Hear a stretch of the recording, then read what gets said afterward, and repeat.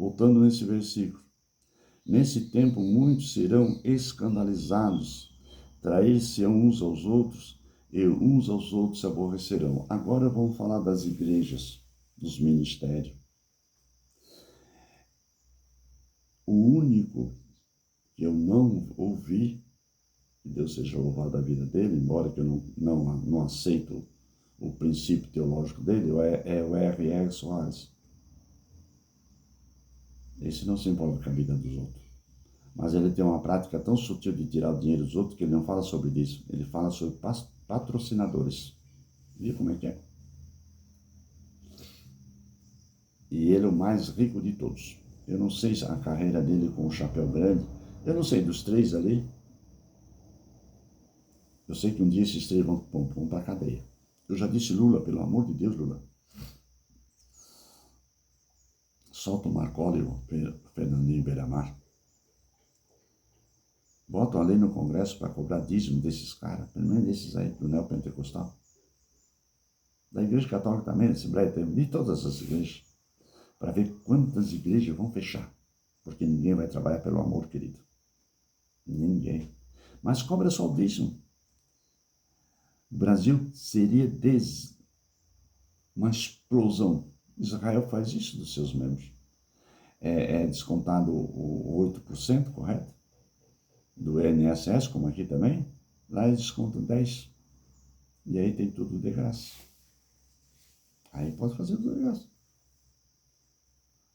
Cuba também é assim. Sabia? E é comunista. Mas tem tudo em comum. Pratica o comunismo ideológico, não contra Deus. Eles desprezam Deus. Não que não creem. Em Cuba tem igreja. Tem igreja católica, tem crentes, tem salvos em Cuba. Pelo amor de Deus. Em 1965, veio um papa e foi direto lá em Cuba. Primeira vez que um papa botou o pé na ilha. E Fidel Castro reuniu tudo aparato, porque naquele tempo era o tempo da Guerra Fria, e o Putin o Gorbachev estava reabastecendo Cuba de míssil para fazer uma base militar em Cuba para atacar Israel. Para atacar Estados Unidos. Vocês, é que eu gravo a geopolítica na minha cachota. Como, preste atenção, como aquele Papa, ele elegeu Gorbachev, porque lá na Rússia também tem a igreja ortodoxa. Cuba tem a igreja ortodoxa. É a igreja católica apostólica, mas não é romana. Deu para entender? Igreja, mesmo, lá tem padre, tem tudo, mas não vai um centavo para Roma. Não vem nada do Vaticano, tudo barrado.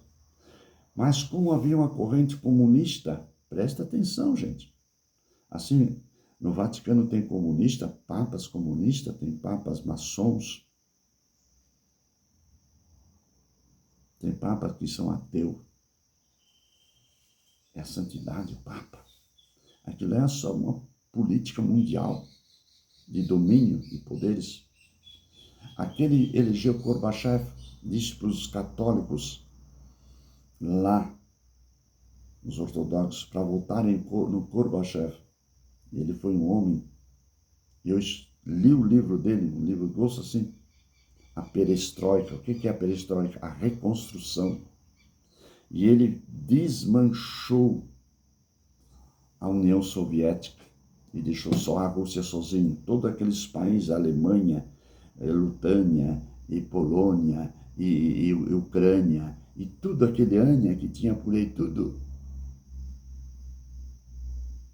pertencia à Rússia. E ele desvinculou, ficou país independente, e aí formaram a ONU, a União das Nações Unidas, a Organização das Nações Unidas. Mas a Rússia, se ela der um voto contra, nenhuma, tem que ser por unanimidade. Outra coisa que fizeram na reunião. Deixa essa parte de lado. Aí o mesmo Papa, como a Rússia estava dominando Cuba, veio ali para falar com o Cocadinho ali, Fidel Castro. Fidel Castro era um homem novo como eu, naquela época. Eu era um piazão de 2 anos, parece que eu tinha. Menos 42, 30, por aí, sei lá. 65 para cá? Não, é 75. Eu recém tinha aceitado Jesus. Aceitei Jesus em 72. Aí chegou ali, fazendo suas reivindicações, como ele veio aqui no Brasil, no primeiro mandato do Lula. Você não sabe, né? Ele veio aqui e apresentou 6 reivindicações. Depois eu falo. Aí o Fidel Castro recebeu ele como uma autoridade mundial, com todo o aparato, fazendo a revista dos seus exércitos, a todos aqueles aparelhos que tinha, aquelas bombas, aqueles navios, aqueles aviões, aquela Tinha mais armamento em cima de Cuba do que moradores, mais soldados do que moradores. Como a parte fala sobre Cuba. E o Papa queria estabelecer a Igreja Católica Apostólica Romana. Fidel Castro disse não. Não. Sabe por quê? Porque vocês, nas cruzadas, vocês vinham com uma bandeira cristã, uma cruz, uma bandeira com uma cruz grande, obrigando a todo mundo, se não fosse católico, cortava. Vocês fizeram pior que Hitler, pior do que o Ciro. Ciro também fazia assim. Ciro pegava uma estaca, enfiava no ânus e saía na boca a pessoa viva. Pegava um cavalo, pegava nas pernas e abrindo as pernas assim das mulheres grávidas.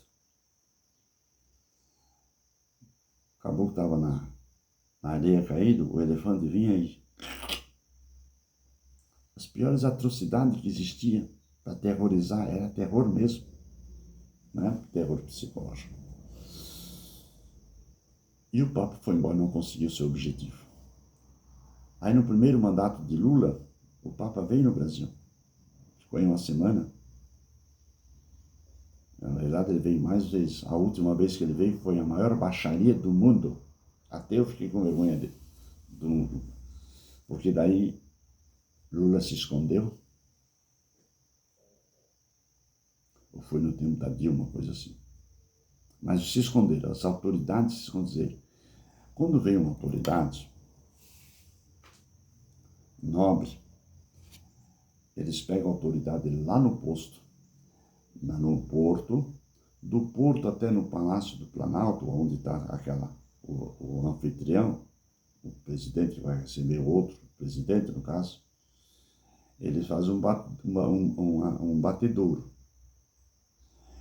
Vem uma caravana, eles vão pegar lá, a pessoa entra na carruagem real, ou do exército, super protegido, e os batedouros vão na frente. Por exemplo, assim, eles calculam do aeroporto até no lugar, vamos dizer que foi 15 minutos.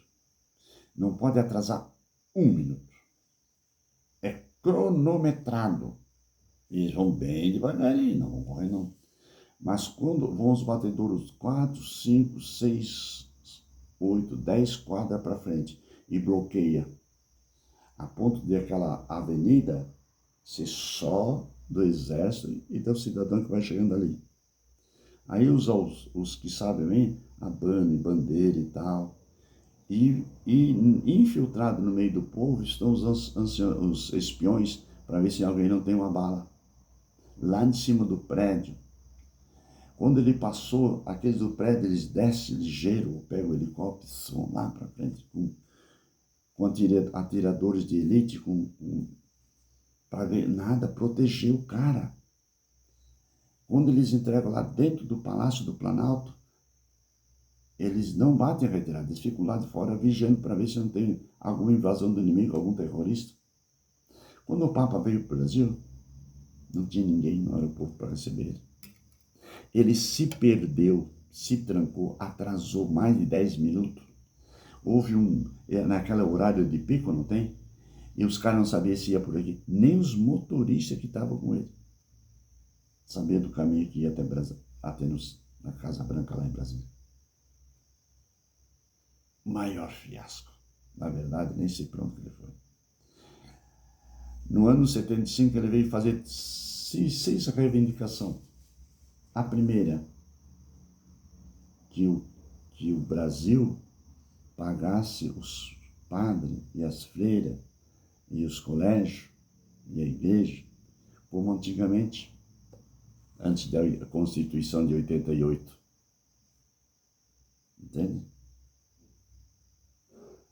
Porque a Igreja Católica estava entrando em falência, estava falindo. Não se fabrica mais padre nem freira. Que tinha, que não tinha. Agora se fabrica presbítero.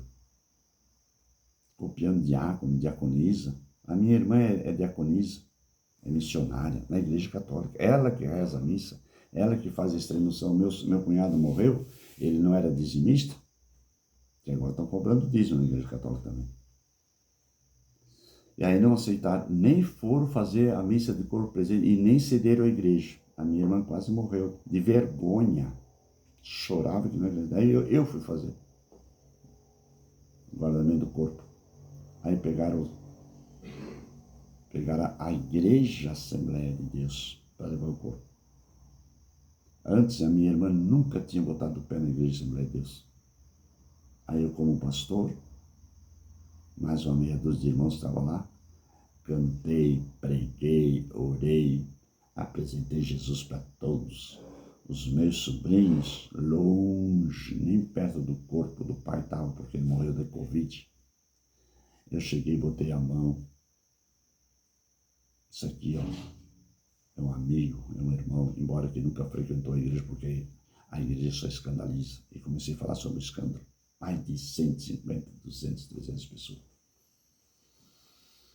A minha irmã ouviu tudo, não falou muito lindo, lindo, lindo, lindo. Eu soube coisas que nunca sabia. Então a primeira coisa que o Papa veio fazer aqui agora a Constituinte de 88 é o país laico. Então a manutenção dos prédios também não. O fechamento de outras igrejas que não tem CNPJ também não, porque 98% das igrejas evangélicas no Brasil, dessas igrejolinhas aí, não tem CNPJ. A do Davi Miranda também não tem CNPJ, é seita. Deu para entender? Nunca fez declaração de imposto de renda. Nessa, o Lula devia ter atendido. Ele dava um salto no escuro. E por aí afora. A questão do casamento gay, de receber lésbica, de receber homossexual, o segundo casamento, todas essas coisas foi tratado com o Lula. Ficou mais de 6 horas ali conversando com o Lula. Capite? Então trair-se-ão uns aos outros, se aborrecerão. Estou falando da Igreja Católica. Agora do sem vergonha, do bandido, do Edir Macedo. Ele fez ciência das religiões. Ele viu que o catolicismo estava fraco e o pentecostalismo estava fraco porque era muito radical. A Assembleia de Deus naquele tempo, Deus o livre, o diácono não podia andar sem camisa nem morto. Eu não fui consagrado a presbítero, não sei quantas vezes não foi passado, porque eu andava sem camisa. Hoje ainda ando sem camisa. Vai lá nos índios para ver se eles usam roupa, seu animal. Seus animais. Naquela época, não. A Deus amor não pode deixar o bigode, não pode deixar a costeleta ou a barba. A Assembleia de Deus também não podia deixar. E eu dizia, por que Deus deixou crescer assim, ó, na cara? Você nem sabe o que significa o cabelinho aqui, ó, o bigode. Você não sabe por quê? Eu perguntei, numa convenção, eu perguntei, por que não deixa a barba comprida? Se Moisés era barbudo. Todos os outros na Escócia usam vestido. E aqui não pode andar barbudo. São regras, são dogmas, está no estatuto. Aí, Porta dos Fundos, mas aí veio o Edir Macedo e levou a essa leva descontente. E fez uma mistureba de católico com evangélico. Aí veio o neopentecostal. Já volto já. Mais que isso.